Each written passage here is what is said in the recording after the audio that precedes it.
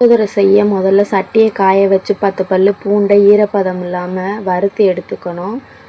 வறுத்ததுக்கப்புறம் அது கூடவே கடலைப்பருப்பு, மல்லி, வெந்தயம், கடுகு, சீரகம், உளுந்தம்பருப்பு,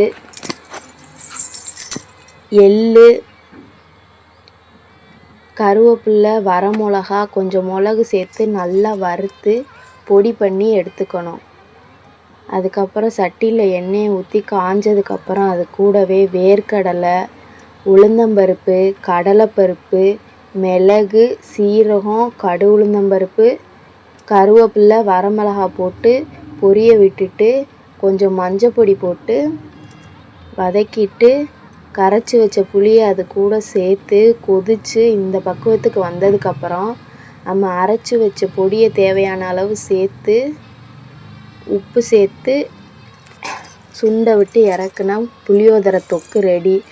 இதை சூடாக ஆற வச்ச சாப்பாட்டில் கிளறி இறக்கி சாப்பிட்டா ரொம்ப ருசியாக இருக்கும். சைடிஷ்ஷே தேவையில்ல, அவ்வளோ டேஸ்ட்டாக இருக்கும். கோயிலில் சாப்பிட்ற புளியோதரை எவ்வளோ ருசியாக இருக்குமோ அதே டேஸ்ட்டில் இருக்கும். ட்ரை பண்ணி பாருங்கள்.